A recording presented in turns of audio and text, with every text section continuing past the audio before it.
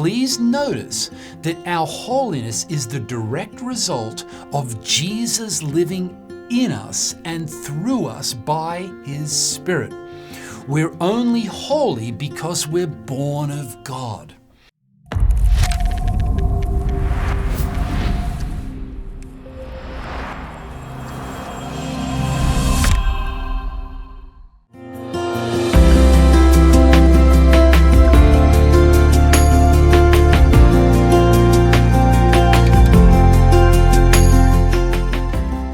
God is holy, and in Him there is no sin and no darkness.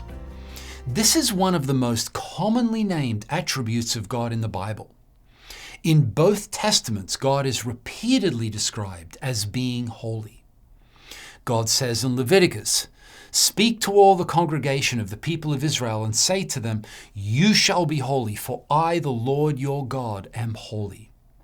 The psalmist says, "Exalt the Lord our God and worship at His holy mountain, for the Lord our God is holy."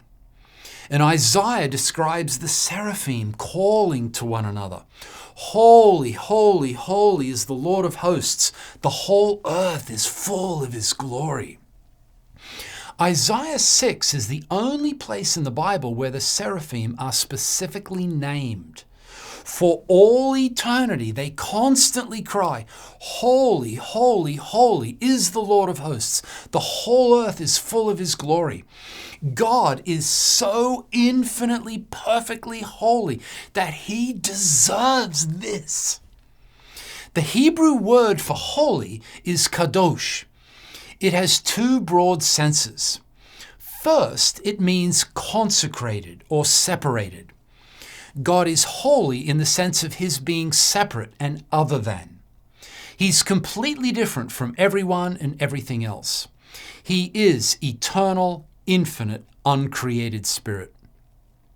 Isaiah says, "For thus says the one who is high and lifted up, who inhabits eternity, whose name is holy. I dwell in the high and holy place, and also with Him who is of a contrite and lowly spirit, to revive the spirit of the lowly and to revive the heart of the contrite." Wow. God is totally different from anything or anyone else. He's high and lifted up, inhabiting eternity. Yet He welcomes the lowly into His presence. Second, kadosh means morally pure. And this is usually what people think holy means. God is completely separate from sin. There's no darkness and no sin in Him at all. Because God is holy, those who are consecrated to Him, those who are His, will also be holy. Peter affirms this, that because we are God's children, born of Him and sharing His nature, we should be like Him in holiness. He says, "As obedient children, do not be conformed to the passions of your former ignorance. But as He who called you is holy, you also be holy in all your conduct, since it's written, 'You shall be holy, for I am holy.'" God is so holy that objects and places associated with Him become holy also. He tells Moses at the burning bush, "Don't come near. Take your sandals off your feet, for the place on which you're standing is holy ground." Everything around God cries holiness. So, as those who are born of Him, God's children are to share in His holiness. John says, "No one born of God makes a practice of sinning, for God's seed abides in him, and he cannot keep on sinning because he's been born of God. By this it's evident who are the children of God and who are the children of the devil.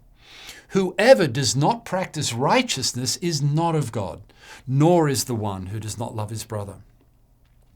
Please notice that our holiness is the direct result of Jesus living in us and through us by his Spirit. We're only holy because we're born of God. Holiness in our lives is not the result of our own human effort, but of God's indwelling life by His Spirit in us. So, from our inward union with Christ, we are to be morally separate from the corrupting influences of the world.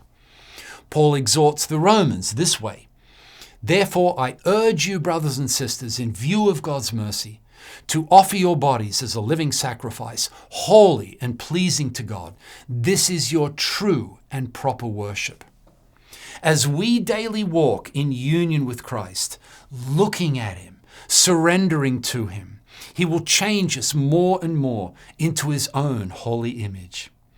Of course, this does not mean that we will achieve sinless perfection in this life, but that we will daily put off the old nature and put on the new, seeking to know God and to be like Him in every way. Also, because our infinitely holy God punishes sin with the eternal punishment it deserves, we will fear Him and turn away from evil. Proverbs urges us, "Be not wise in your own eyes, fear the Lord, and turn away from evil." And the church as a whole is to grow, as Paul says in Ephesians 5, into a holy temple in the Lord, so that when Jesus returns, she will be holy and without blemish.